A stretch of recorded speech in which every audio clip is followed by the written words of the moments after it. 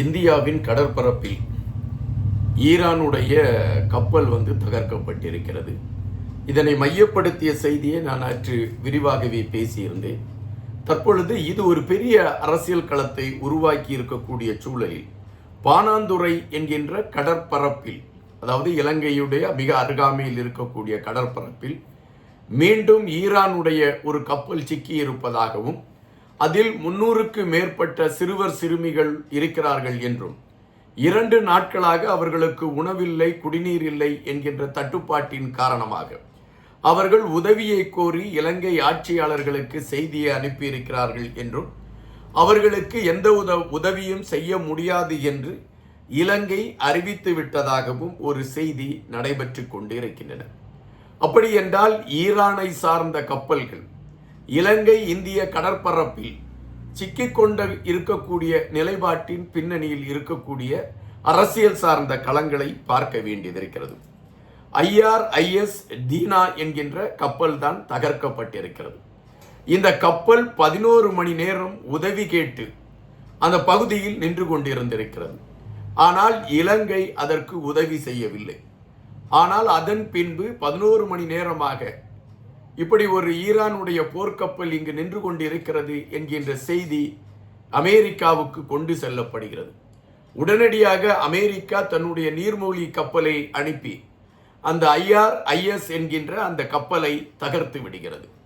அதில் 85 பேர் மாண்டு விட்டார்கள் என்பதும் மீதமுள்ள ஒரு 30 பேர் காப்பாற்றப்பட்டிருக்கிறார்கள் என்கின்ற செய்தி இருக்கிறது. இந்த மாண்டு போனவர்களை மையப்படுத்திய செய்திகள் இப்பொழுது பேசப்பட்டு கொண்டு இருக்கின்றன. ஆனால் இந்தியாவில் இந்த கப்பலை வீழ்த்தப்பட்டிருக்கக்கூடிய விடயம் மிகப்பெரிய ஒரு அரசியல் களத்தை உருவாக்கி இருக்கிறது.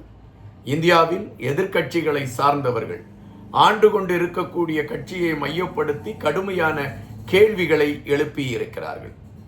ஈரானில் இருந்து நாம் தான் அந்த கப்பலை அனுப்பினோம், இங்கு போர் பயிற்சி கொடுப்பதற்காக அந்த கப்பல் இங்கு வந்தது, அந்த கப்பல் திரும்பி செல்லக்கூடிய நேரத்தில் அந்த கப்பலுக்கு பாதுகாப்பு கொடுக்க வேண்டிய ஒரு விடயமாக இந்தியாவிற்கு அதற்கு பொறுப்பிருக்கிறது.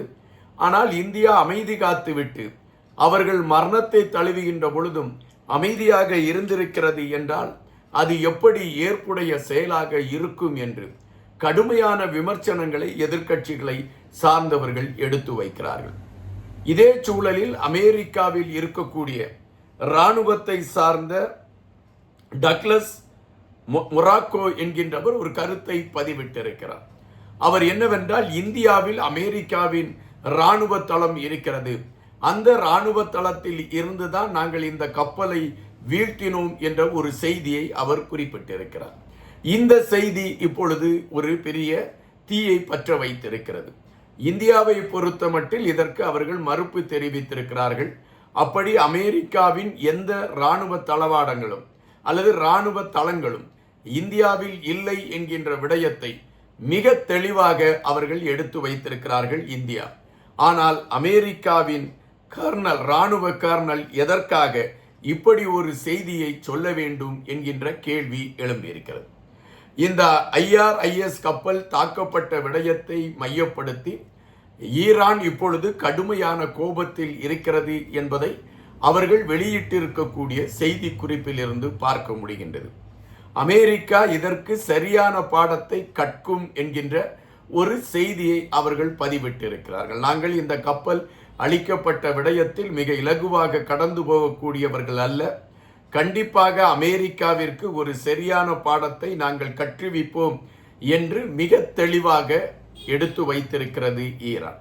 ஒரு பரபரப்பான களத்தை நோக்கி நகர்ந்திருக்கிறது இந்த கப்பல் தாக்கப்பட்ட விடயமும் இந்த கப்பல் அழிக்கப்பட்ட விடயமும். ஆனால் இப்பொழுது இது மோடி அரசின் மீது ஒரு கேள்விக்கணையை எழுப்பியிருக்கிறது என்பதும், எதிர்க்கட்சிகள் கடுமையான கேள்விகளால் இந்த ஆண்டு கொண்டிருக்கக்கூடிய ஆட்சியாளர்களை கேள்வி கேட்டு இருக்கக்கூடிய களங்களும் எழும்பி இருக்கிறது என்பதையும் நாம் இங்கு பார்க்க வேண்டியதாக இருக்கின்றது. இதற்கு இந்திய அரசாங்கம் என்ன விளக்கங்களை கொடுத்து கொண்டே இருந்தால் கூட இந்திய அரசாங்கத்தின் தவறு இதில் பெரும் தவறாக இருக்கிறது என்கின்ற விமர்சனங்களை எதிர்க்கட்சிகள் எடுத்து வைத்திருக்கின்றன. இந்த கப்பலை குறித்த செய்திகள் பரபரப்பாக பேசப்பட்டு கொண்டிருக்கக்கூடிய சூழலில் இலங்கையில் இருக்கக்கூடிய நாடாளுமன்ற உறுப்பினர் கடுமையான கேள்விகளை ஆட்சியாளர்களை பார்த்து எழுப்பியிருக்கிறார். உங்களுடைய ஆட்சி என்ன கோணத்தில் பயணிக்கிறது? உதவி என்று ஒரு கப்பல் 11 மணி நேரம் உங்களிடம் கோரிக்கை விடுத்திருக்கிறது. வளைகுடா பகுதிக்கு சென்று விட்டால் தங்களுடைய உயிருக்கு அச்சுறுத்தல் இருக்கிறது. எனவே நாங்கள் இந்த பகுதியில் எங்கேயாவது தங்கி இருந்துவிட்டு இந்த போர் முடிந்த பின்பு நாங்கள் செல்லலாமா என்று கேள்வியை எழுப்பிய அந்த கப்பலுக்கு உதவி செய்வதை மறுத்துவிட்டு அந்த கப்பல் 11 மணி நேரம் உதவி கேட்டு நிற்கக்கூடிய செயல்பாடுகள் அரங்கேறிய பின்னும் அமெரிக்காவின் நீர்மூழ்கி கப்பல் வந்து தாக்குவது வரை இலங்கை ஏன் அமைதி காத்தது என்ற கேள்வியை இலங்கையின் நாடாளுமன்ற உறுப்பினர் மிக அழுத்தமாகவே எடுத்து வைத்திருக்கிறார். இலங்கையை பொறுத்த மட்டில் நாங்கள் அந்த கப்பலில் இருந்து உதவி கேட்டார்கள், கப்பலில் இருக்கக்கூடியவர்களுக்கு நாங்கள் உதவி செய்வதற்கான களங்களை எடுத்தோம். இந்த யாரும் தாக்கி அந்த கப்பல் அழிக்கப்படவில்லை, அந்த கப்பல் விபத்து காரணமாக அழிந்து விட்டது அல்லது அது உடைந்து பாதிப்புக்கு உள்ளாகிவிட்டது என்கின்ற செய்திகள் தான் இலங்கை ஆட்சியாளர்கள் மூலம் எடுத்து வைக்கப்படுகிறது. ஆனால் இந்த கப்பலை தகர்த்தது நாங்கள் தான் என்று அமெரிக்கா உரிமை கோரி விட்டது. இந்த கப்பல் இந்த இடத்தில் நின்றது, நாங்கள் அழித்து விட்டோம் என்று அமெரிக்கா தெள்ளத் தெளிவாக எடுத்து வைத்து விட்டது. அதுபோல இந்தியாவில் ஒரு போர் பயிற்சிக்காக வந்த அந்த கப்பல் திரும்பி செல்லக்கூடிய நேரத்தில் இந்தியாவின் எல்கை பகுதியில் அந்த கப்பல் தகர்க்கப்பட்டிருக்கிறது என்றால் இந்தியாவின் பாதுகாப்பு கேள்விக்குறியாக இருக்கிறதா என்கின்ற கேள்விகளும் எழும்பி இருக்கிறது என்பதை நாம் இங்கு பார்க்க வேண்டியதாக இருக்கின்றது. தற்பொழுது உள்ள சூழலில் ஈரான் தன் பக்கத்தில் இருக்கக்கூடிய ஒவ்வொரு நாடுகளையும் அடித்து கொண்டு வருகின்றது, தாக்குதலை தீவிரப்படுத்தி கொண்டு வருகின்றன. இப்பொழுது இந்த கப்பல் தாக்கப்பட்டிருக்கக்கூடிய விடயம் இந்தியாவும் இலங்கையும் இதில் சம்பந்தப்பட்டிருப்பதாக செய்திகள் வந்து கொண்டு இருக்கின்றன. அமெரிக்கா அந்த கப்பலை அழித்தது என்பது ஒருபுறம் இருக்கக்கூடிய சூழலில் உதவி கேட்டவர்களுக்கு உதவி கொடுக்காமல் மௌனம் சாதித்து இலங்கை அமெரிக்கா தாக்குவதற்கான ஒரு களத்தை உருவாக்கி கொடுத்து விட்டது என்கின்ற குற்றச்சாட்டு இலங்கை மீது விழுகிறது.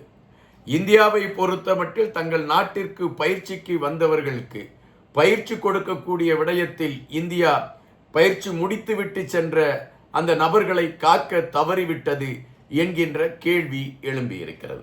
எனவே ஈரானுடைய கோப பார்வை இப்பொழுது எங்கு திரும்பும் என்கின்ற ஒரு கேள்விதான் இந்த விடயத்தை மையப்படுத்தி பலர் மனங்களில் எழும்பிக் கொண்டு இருக்கின்றன. ஆசியாவின் மேற்கு பகுதியில் போர் சார்ந்த செய்திகள் நடைபெற்று கொண்டிருக்கிறது என்று சொல்லக்கூடிய சூழலில் தற்பொழுது இந்தியாவின் கடற்பரப்பில் ஒரு கப்பல் அடித்து அழிக்கப்பட்டிருக்கக்கூடிய விடயம் அரசியல் களத்தில் மிகப்பெரிய பரபரப்பை உருவாக்கி இருக்கிறது என்பதுதான் நிஜம். நன்றியுடன் இன்பா.